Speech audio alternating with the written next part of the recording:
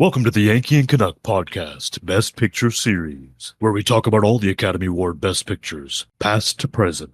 And I'm your host, a Yankee. And I'm your host, a Canuck. And today we're going to be talking about On the Waterfront. This is a 1954 film. This is the 27th picture to win Best Picture. It was nominated for 12 Academy Awards and it won 8, including Best Picture, Best Actor for Brando, Best Supporting Actress for Eva Marie Saint, and Best Director for director Elia Kazan. This is a very important film. This is considered one of the best films that have won Best Picture and one of Brando's finest performances. Yeah, it's actually widely considered one of his best performances. Some people say it's his best, even over The Godfather and Apocalypse Now and countless others. But this is definitely one of the, usually considered one of the most important American films. So the film's about the mob that runs this port on the waterfront. And they're doing all kinds of nasty stuff and they're, pocketing all the money for themselves. And the workers are sick of it. And everything's centered around Marlon Brando's character, Terry, who's actually caught up in the mob activity on the waterfront. Run by this powerful mob leader, Johnny Friendly, what's his name? And it follows Terry Malloy, who's a dock worker, played by Marlon Brando. And he's a former boxer, professional boxer, and he actually threw a fight. He had to throw a fight, and that cost him his career. And so he's kind of, following this, he's a dock worker, but, kind of works with the mob a little bit indirectly. His brother's the right-hand man to the mob. And this is all taking place on the waterway of Hoboken, New Jersey. There you go. And the very beginning of the film, like a buddy of his, he was ended up getting him killed. He thought that they were just going to go ahead and give him a talk, but the mob ended up just throwing him off a building. Exactly, yeah. He was like, okay, yeah, they wanted to talk to you up on the roof. Well, yeah, nothing suspicious about that. So he went up there and he came back down, just, not on his accord. Well, he's a canary. We're trying to see if the canary could fly. I think that was a line in the film. Yeah. And it actually is, Terry's friend that, I think he owed them money or whatnot. So he knew that something was going to happen, but he thought it'd be maybe they, rough him up a bit or threaten him. He didn't expect that to happen, a murder to take place. Oops, I'm sorry, buddy. I didn't know they were going to throw you off the roof. My bad. But of course, the guy's sister, the guy who fell off the roof, is played by Eva Marie Saint. Her name's Edie Doyle. She wants revenge for her brother's murder. And of course, Terry is just like, oh no, I'm wrapped up on all this, but she's also very pretty. I wanna have babies with her. That whole thing happens. Right. So he has that, the guilt that, he was involved in stuff, and then he's, having to navigate that while still dealing with the mob. And then, and also there's a priest who's, he's trying to get people to, work together and drive the mob out and diminish their influence. Yep. And Carl Malden, who plays a father, Pete Barry. Correct. Yeah, so really, it's really about Terry, wondering whether or not he should rat out the mob and thus his brother, or come clean and elope with Edie and just do things the right way. So it's really like a moral conundrum when you really think about it. But this whole thing was interesting because it's based on a real life event. And unlike other adapted source material, this is not based on a book or an article in a magazine. This is actually based on 24 news articles. It's based on a series called Crime on the Waterfront by investigative journalist Malcolm Johnson. So it's a 24-part series of newspaper articles. It was followed by 10 series of articles, front page, called Crime on the Waterfront, The Cause and the Remedy, which was then followed by 8 articles called Ryan Answers Johnson's Crime on the Waterfront and Johnson Replies. Ryan being Joseph P. Ryan, who was the head of the really corrupt union that was basically a mobster running the waterfront. He did not like any of this news coming out. He did not like the spotlight right on him. So he tried to accuse the journalist of being a communist. He's a communist because, anti-communist fervor was at high pitch at this point. And also he was trying to get the movie shut down because I don't want this movie out there because the newspaper articles, that's bad enough. A movie? Hell no. Hell no. So he tried his best, but unfortunately he was indicted for corruption charges and sent to prison. So, busted. Oh, well. And the whole affair is really interesting, too, because it does deal with back in the 20s and 30s, because the movie was set probably in the 40s, right? Correct, yeah. Yeah, but the actual events happened much earlier, around the 20s and 30s. And it was very interesting. The book itself is about more or less 300 pages, and it really is reading these newspaper articles. Unfortunately, them being newspaper articles, they're very repetitive because if you didn't read the first two articles, you maybe stumble upon the, let's say, the ninth article, you're not going to know all the details. You'd be kind of lost. So as a reporter, you have to basically reiterate the same things over and over again, which kind of annoyed me. But I understood at the same time why that had to happen. Like, oh, so-and-so is going to the chair. So-and-so has been let free. So-and-so this and that. I'm like, oh my God, I know this already. Stop. But the actual story is interesting. And it was interesting how the mob took control of this dock and all the different ways that they, screwed people over. They not only screwed over the workers, they screwed over the people of New York City as well, because their products that they were getting were actually priced higher. It's kind of like a tariff. It was like a mobster tariff, if you will. They ended up taking fees and passing the costs on to the consumer, or just pocketing them entirely. And the dock workers, the ones that weren't affiliated with the mob, either they were cut out of work, a day's worth of work, or they had to work for much less. And they were working overtime, not getting paid for the overtime. They were charging all these different things like racketeering things. They were doing kickbacks. They were overcharging a cargo coming in and out and pocketing those funds.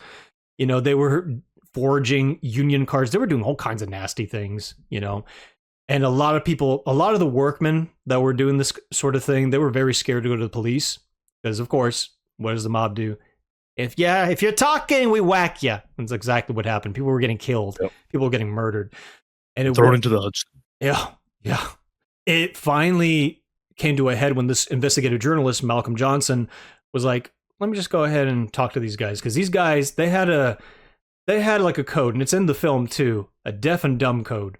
So it's just like, no, I don't know what you're talking about. I haven't seen nothing. Because they were afraid. They were afraid of not getting work. They were afraid for their lives. It was a very reasonable thing to be afraid.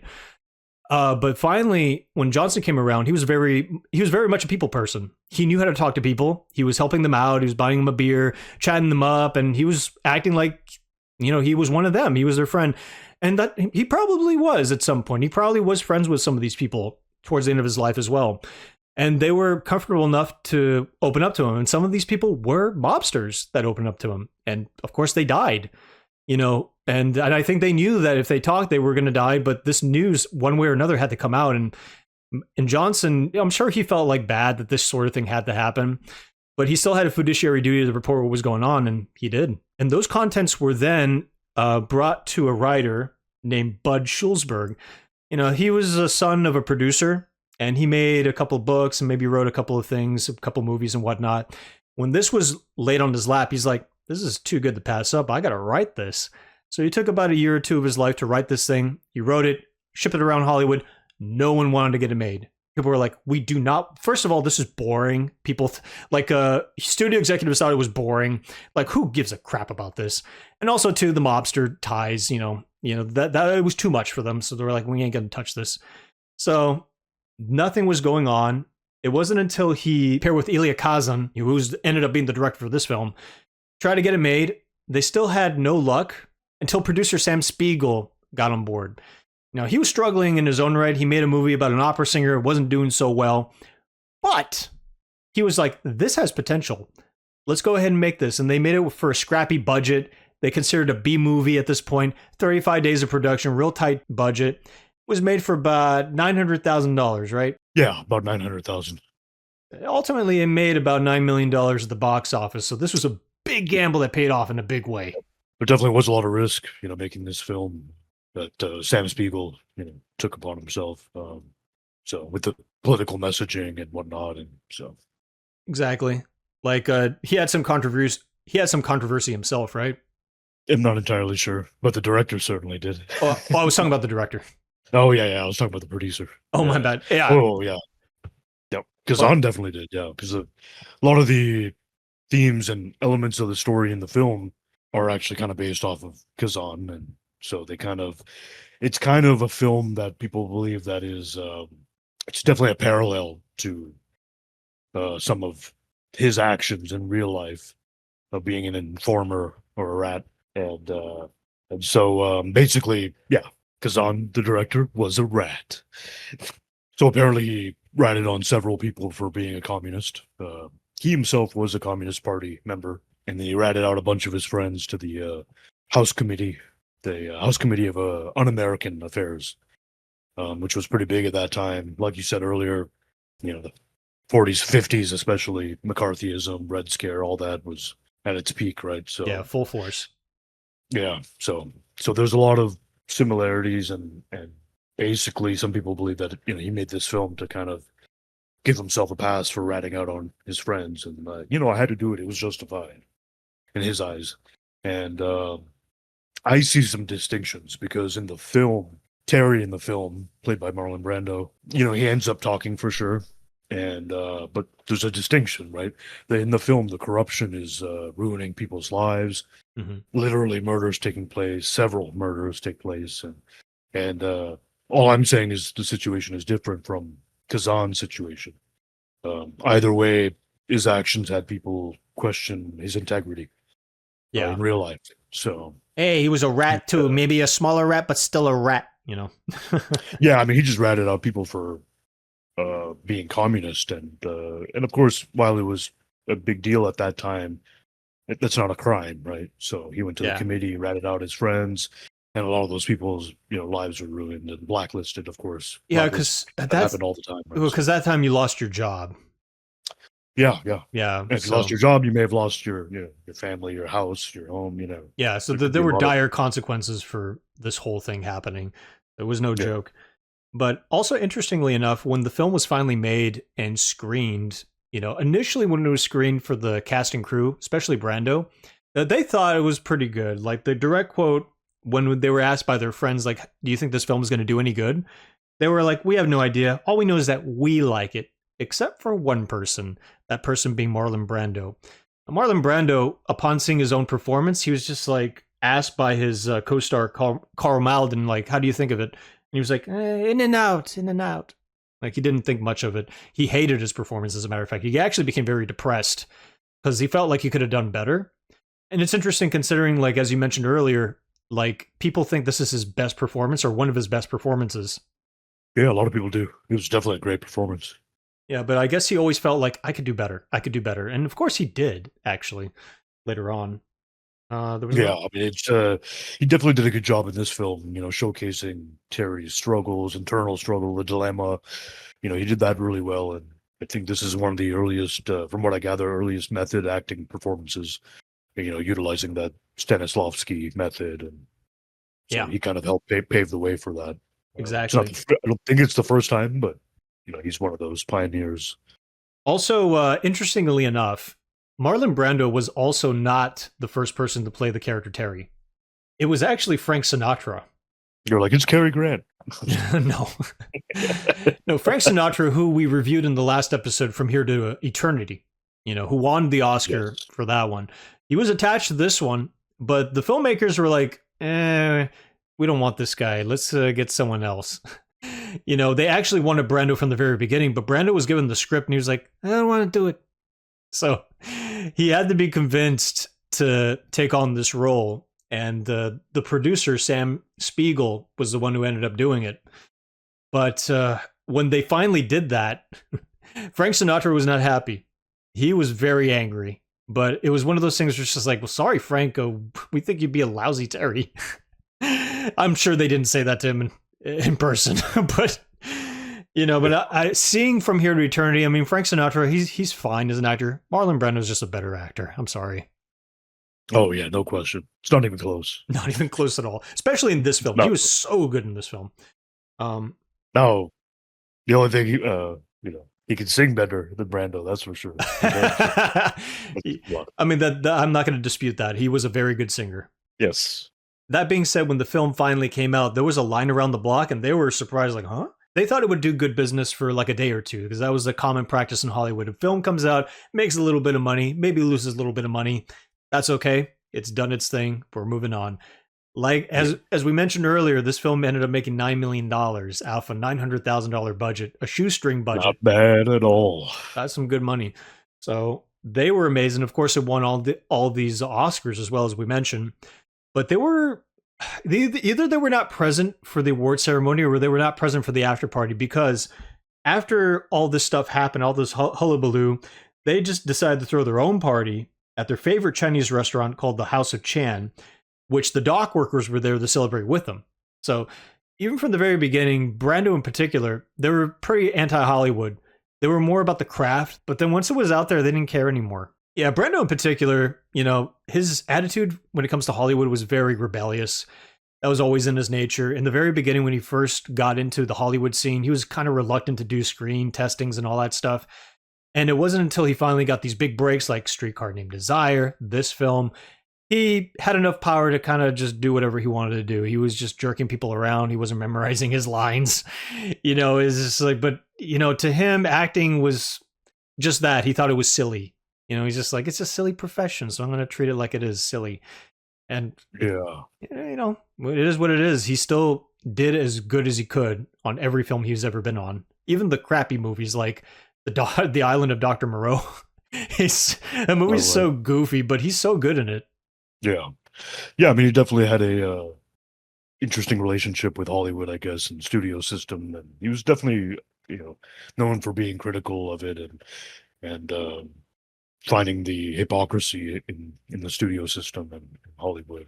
I mean, he definitely took his craft seriously, and but I think he was more, concerned about his performance than, and the acting craft more than things like being a movie star and the fame, and so he was more critical on those type of things. There you go. So yeah, but ultimately that's the legacy for this film. But let's get into the actual film. So as we mentioned, it's the whole story is really about a bunch of mobsters like controlling this dock, and then you got Terry that's like caught in the middle. He's got his brother that's attached to the mob. He's like in the higher echelon of that. Yeah, he's kind of the right hand man of the mob boss. There you go. But then he knows people, the dock workers as well. So he's caught between these two worlds. Not until this murder happens at the very beginning of this film, he starts having doubts, and it becomes more of a moral conundrum. Should I keep doing what the mob wants me to do and what my brother wants me to do, or should I come clean and finally go to the feds and just confess what's going on, have a crackdown happen, which would put my life at risk and other people around me? Exactly. Yeah. So the film itself, I would say, is it's not bad. I think it's very well acted, especially in some parts. There's that whole struggle, as I mentioned, and then you have the priest character who's trying his hardest to get the dock workers to talk, and they're not talking. And then you have Eva Marie Saint's character Edie, whose brother in the very beginning of the film is the one that's thrown off that roof.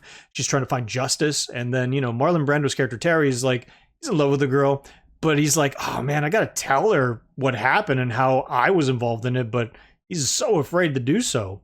And it's understandable. And that's where I feel like a lot of the meat comes from in this film. That drama is the center stage of what makes this film interesting and endearing.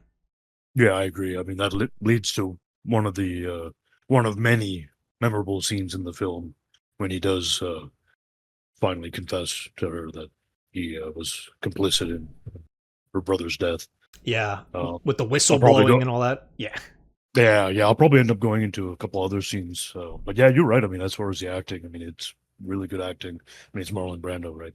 So, like I said, he really showcased the struggles that Terry had really well. And then you had the Carl Malden and Lee J. Cobb. Everyone was just did a good job. So yeah, they did good with the material they had, and there's some, there are consequences in the film where one guy does try to talk, or they think he's going to talk, and then a whole crate of cargo like Irish whiskey falls on him and kills him. Yeah, that was a very memorable scene. Yeah, and then the priest comes in and they're throwing stuff at him, trying to intimidate him, but the priest is like, nah, you ain't gonna intimidate me. Which, that character is based on a real life person who's actually in the articles, did the same stuff. He went up against the mob and they were afraid that they were gonna do something to him, but he's just like, well, I got God on my side. And I'm like, all right, go for it. Nothing happened to him. He lived to be really old. I forget how old, but I think he died in 1983, so he may have been in his 80s or close to it. And kind of a sad ending to that character in real life, too, because he did a lot to help the shoremen and getting their rights and getting their wages and all that stuff. But when his funeral happened, very few people attended. And I think the writer noted that it's largely because a lot of the events that happened decades earlier. And had he died earlier, probably a lot of people would have gone to his funeral. There would have been a lot of celebrations, a lot of like memoriams and all that stuff, a lot of stuff written about him. But yeah, but because it happened many decades later, a lot of people moved on. A lot of people forgot. So, oh well. But he played a critical part in this whole affair, and he also played a pretty good role in the film. Well, the actor did, but the character itself in the film, was very integral. Yeah. Yeah, I mean, if we're gonna go some scenes, yeah, there's a lot of memorable scenes there. The church ambush scene, Yeah. in general, the rooftop scenes I thought are really interesting. The running in the alley scene with Terry ultimately finding his brother dead, that really stands out. Yeah, that's pretty And good. so the priest gives a speech towards the end. That's a really moving, very powerful scene. And the scene where, and then like we mentioned earlier, the scene where Terry tells E the truth that he's the one who told brother to go to the roof. And like you said, that sound of the horn and the clanking sound of the dock and all that. Even the look of sadness and betrayal in her eyes, and just really well done. I mean, this is the film. It's just really good cinema across the board. I mean, this is just a really good film when it comes to the acting and the production, the cinematography. We didn't even mention the black and white cinematography of Boris Kaufman, and I mean, it's just Oh yeah. really well done. And Of course, we'd be remiss to mention the most famous line of the film, "I could have been a contender," which is part of a yeah, longer yeah, monologue. The whole scene is very good, but the whole line is actually extraordinary, which is, "You don't understand. I could have had class. I could have been a contender. I could have been somebody instead of a bum, which is what I am. Let's face it." It's an amazing line. It's one of those things where if Frank Sinatra would have said that line, it would have not been iconic. Let's just be completely honest here. yeah, I agree. I don't know how he would have said it. You don't understand. I could have had class. I could have been a contender. It could have been like that. You know what I mean?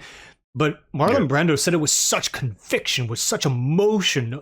People pointed out that the line, "I could have been somebody," is probably better than the line this film is known for, which is "I could have been a contender," because of the way he says it. Because he sounds so broken. Because what Brando is exactly. So what Brando is talking about, what Terry is talking about in that scene, is about he was a boxer. He was going to be a star, but his brother fixed the fight, and he said, like, "We're going to bet it against you, and you're going to throw the fight." And then Brando was like, "Bro, I could have beat the guy. I could have been a world-class boxer. I did what you said, and look where I am now." That's what the whole speech is about, and it's very poignant and it's very melancholic. It's got all those emotions, and Brando portrays them perfectly with the way he says those words. Yeah, I mean, I totally agree. That's I think he even specifically at one point says that that fight would have led to a championship fight, Yeah, for the belt. So could have been his so own it really person. would have his life, the trajectory would have been very, very different. And instead, this is the path that he was forced to take, and now he's making some of the decisions on his own in this film. So ultimately, making his own decisions. So yeah, I mean, a lot of memorable scenes like that. When I mentioned the rooftop scenes, there's a lot of them, with the pigeons, and then at the end of the movie, there's the massacre of the pigeons, right? That made me sad. The pigeon for the pigeon scene. Yeah, it was really Yeah, sad. yeah, with a little. You can feel it, right? I mean, imagine if you now. It reminded me of something, the pigeons and stuff. Imagine if you did that, what the mob did. If you did that to another boxer who had pigeons in real life, Iron Mike Tyson. I think the results wouldn't have been the same. They would have been different. Oh, they killed all my So, pigeons. I'm gonna go kill them all. yeah, I think they would have got it worse than the Spinks or Frazier did, in the ring. So, Which is what he does yeah, in the film ultimately. I think the pigeons set him over the edge. And and to be more specific, the pigeons weren't really his pigeons, they were his friend's pigeons, the one who died in the very beginning of the film. He was the one who took care of them, and then out of guilt, he ended up taking care of these pigeons, which leads Edie to be like, "Why are you taking care of these pigeons?" "Oh, I made a promise to a friend," whatever, as his excuse. But Yeah, but Yeah. when those pigeons died, and it was like the kid that did them, like they're these kids that come in and out of the film that Terry's affiliated with. He gives them life lessons and whatnot. But because they're affiliated with the mob, they were like, a pigeon for a pigeon, you're a pigeon, blah, blah, blah, blah. That was the whole message. But I'm like, you kid. I'd throw you off the roof. How dare you? Yeah, I mean, because of Terry's decision to talk, so everyone turned their back on him, right? So Yeah, that was the point. dock workers, them, everybody, right? So and And it culminates to that ending scene too, which is really good. yeah, the ending it's a fantastic ending. Yeah, the ending is great because after that whole pigeon scene and whatnot, and after the whole, he confesses to Edie about his involvement in her brother's murder.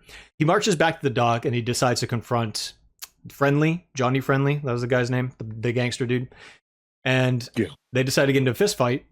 And he ends up beating him up pretty good. I mean, at first he let him have a few punches, and then he ends up beating up pretty good. Then the mobster's like, please help me. And he gets up 3 or 4 of his goons to help him. And then a couple of goons were holding back the other workers from helping. And one of the goons was actually, what's his name? Fred Munster? What's his name? The actor, Ed Gewin or something like that? Or Fred Gewin? Oh, yeah. Yeah, I was like, wait, that's Fred or is it Eddie Munster or Fred Munster? I think Eddie was the little kid. You're right. Yeah. Herman Munster. Herman Munster. Yeah. So Herman Munster was one of the gangsters in the front holding back the other dock workers. I was like, that's funny. That's Herman Munster. That's pretty cool.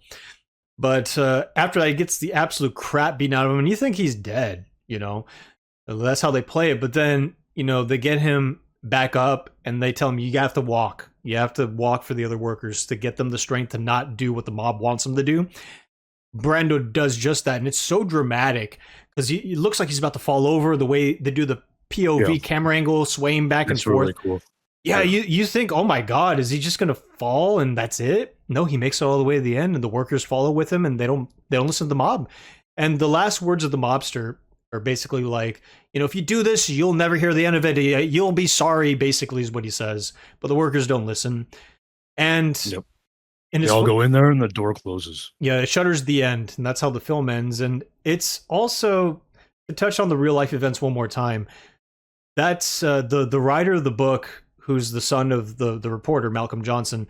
He mentioned, like, those words rang true in real life. Because even after this film came out, even after the newspaper articles, the mob was eventually cracked down. They were all pushed out. A legitimate union was put into place, and a regulatory body was put in place to make sure that no mobsters would control the union, and everyone got fair wages and everything like that. But there was still corruption, and mobsters still exacted revenge from time to time. So it was a case where, like, justice was served, but you can't completely eradicate crime. That's just impossible. There was still some sort of a stranglehold on the docks, but it was still dramatically improved from what it was before. Yeah, definitely. That actually is a factor in why they filmed it in Hoboken, New Jersey, instead of New York. They actually originally wanted to film it in Brooklyn. So filming this movie, there's no sets here, right? Everything was on location in Hoboken, on the waterfronts of Jersey, and There you go. which was a great decision. I mean, it looks good. It makes it adds that realism you want. So that's one, and it worked out really well. But it was out of necessity because they had plans to film it in Brooklyn and I think Red Hook or wherever. And the mob actually was like, nope, you're not filming it here. You film here, you're gonna regret it. Director, you're gonna regret it. Marlon Brando, you're gonna regret it. They were threatening everybody, Yeah. So it was there was a lot of danger and real threats. So the producer and Eli Kazan and Sam Schulberg Spiegel and all them, yeah decided, okay, we'll just go. Let's film this a little west across the Hudson. And Hoboken it is. This will do. This will do just fine. I'm sure the money factor was an issue too, because like I said, they had a B movie type budget, so smaller budget because no one wanted to make this film. So it was, but it, like you said, it does help the film a lot because there are a lot of scenes in it where the apartments are run down, the alleyways are dirty. It just had that real grime and dust feeling to it. It just felt so real as a result. And It was very good for the most part. There are times where the movie does drag. You know, there's a lot of sort of political back and forth that goes on, and sometimes I wish the pace was picked up a little bit more. It was the same feeling I had reading the book. You know, I was just like, you know, it was an interesting story. Did it need to be 300 pages? No. I could have read a Wikipedia article and I would have been happy. I didn't need to read 300 pages of this stuff because it goes into excruciating detail on the real life Yeah. events. And is it important to know? Yes, it does. But I mean, it's just one of those things He where took, just he like, took more of an academic approach to it, and it yeah, did his due diligence, went into all the details, sharing all of it. It's like, do we need all this? exactly. And going back to the film, I felt the film was sort of like that too. It's like I kind of didn't. I needed to get more to the point at some points, but that's my personal opinion. Though it's still a good film. I still rate it pretty high, but just not as high because of those things. I just wish it would. I just wished it had more of the drama, more of the internal turmoil, more of the stuff that Brando was going through, and a little more context of what the brother was doing. The brother he was there, he played a role, but I didn't feel like his presence was really felt a lot of the times. Mhm. So that interpersonality wasn't quite there. So I wish there was Yeah, more characterization, I felt. But that's just what I yeah, think. that's fair. Yeah, that's fair. There could have been a little bit more with Charlie, although it is very, important to the story. His brother, and especially at the end, he basically saves Terry's life essentially, and to let him escape, gives him the gun, says, just run, and that costs him his life. It did, yeah. Ends up finding him, on a hook in the alley, and that was a very, very powerful scene. Um, and immediately after a really good scene, like I mentioned earlier, the alley chase scene. So, Yeah. I think it's just one of those movies that's good across the board. Yeah, the story's all right. And now at this point, there's been many movies with this kind of story. Since at this time there weren't that many. This type of crime and blue collar workers, and I still think this really holds up well. Even if there are movies now, so many with organized crime and murder, conflict, inner struggles, morality, all that. But this movie just story was all right, but the production was really good. The direction was good. Acting was good. The sound. I mean, we didn't even mention Bernstein. The score. I think the score was great in this film. Helps with the drama so much. A lot of the scenes, that intensity, always driven by the score. Maybe in some scenes it's a little bit heavy, but I personally like it. I know some people might find it a little bit too much, but I mean, imagine the film without this score. I mean, some of those scenes would have been lacking for sure. It'd been like, we need something more. So it's a great, great score by Bernstein, who is, I think, probably best known for West Side Story. Oh, there you go. Which we're going to cover eventually. Yeah. So I mean, I just thought the score itself, I mean, it really was brilliant and even innovative, I would even say. So, yeah, I mean, just good across the board. The movie, direction, sound, acting, all good. I mean, too many times we have a movie, and we've covered so many now, and we have one that might have one or two elements that are good, right? Like, okay, the acting's good, but the story's trash, or Mhm. like this is just really good across the board. Um, and I can see why it's considered one of the best American films, one of the best films of all time, and did so well. And I don't know how far on the list I would put it. At the time, surely way up there, way, way up there. Now, I mean, it's a big list, but it's on it. It's a very good film, and I definitely would I definitely would rate it a 8 out of 10. There you go. That's a very high rating from you. Yeah, I'm not going to be as generous as you are. I probably linger more 6.5. That doesn't mean it's a terrible film. It just felt like there are yeah, times where the film really drags, and I don't emphasize that enough because the good qualities of the film are very, very good. But ultimately, it's just more like, if it didn't drag as much for me, or be bogged down so much with the details on certain things, I would have liked this more. I felt like it was an interesting political event, and going what you were saying, this was probably the first kind of mobster film, where it felt realistic because it was based on real events. Other mobster for sure. movies in the past were kind of cartoonish, like Dick Tracy kind of stuff, like, hey, we're going to go and rob the bank. See? Yeah, we have our guns, our Tommy guns or whatever.